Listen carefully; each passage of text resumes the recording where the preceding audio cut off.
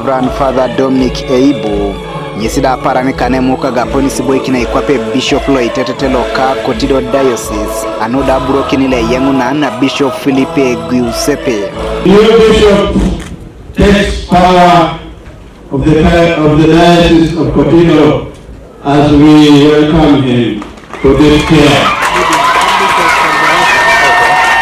Ido itunga ludo Karamoja Kaingare no kokech kesda pola ilele no bakasebe asono kia Bishop Eibu nyeskwa nebuna yanga una Aipuc to mano Karamoja apotoda yataki sebe nebusa kinte Bishop aichopo kide jiri loda Aipuc anoda etananga koko kayarito lude jane Karamoja.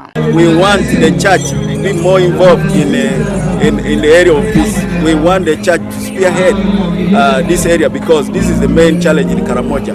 The reason why the region is now experiencing a lot of challenges because there is no peace. There is no peace across the region and we need peace. So I challenge the church, I challenge the Catholic Church in Karamoja, more especially Kotido Diocese, to spearhead this process. As the political leaders, we will support and work together with the church to achieve this desired peace. The former bishop was uniting us together, giving us love, unity, and talking about peace. You see how Karamoja now is moving. So we want the bishop to continue spraying about peace.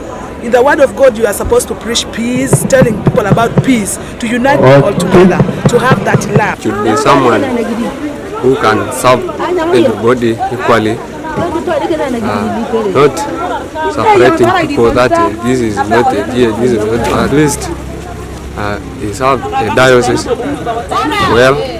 He handled his people in God's hand. No, he will be the one to unite the we are also and reminding you from that side. That there are indications and I tell you, people are happy. People are happy. Group arriving here. Atukoto na ada ipolo ko Kotido jena kwa pe Kotido Elders Council keza dauta peski na inapeta nude kutoskese Bishop aitodoliki na nuda polo na Kotido. I hope Dominic, our Bishop, right, Reverend Bishop Dominic, will do is actually to make sure the word of the Lord reaches even to all aggregates. You need to reach with the word of God to aggregate in order to balance the faith. You know, any society without Jesus Christ is no society.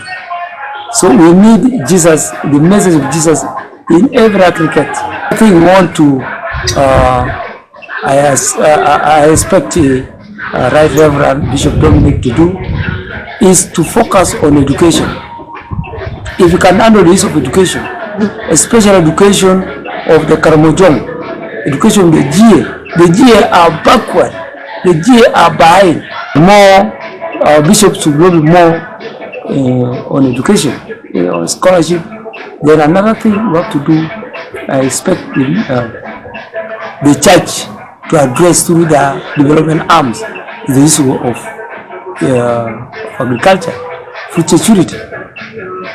We are actually, the people are dying yearly because of anger.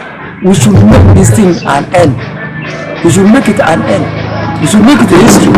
Let the anger become history. By the new bishop, if you can come up with a program for agriculture.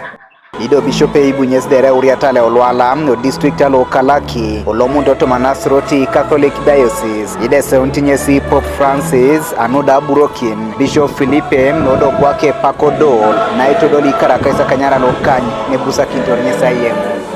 Godfred Ainyakun, TV East, Kotido.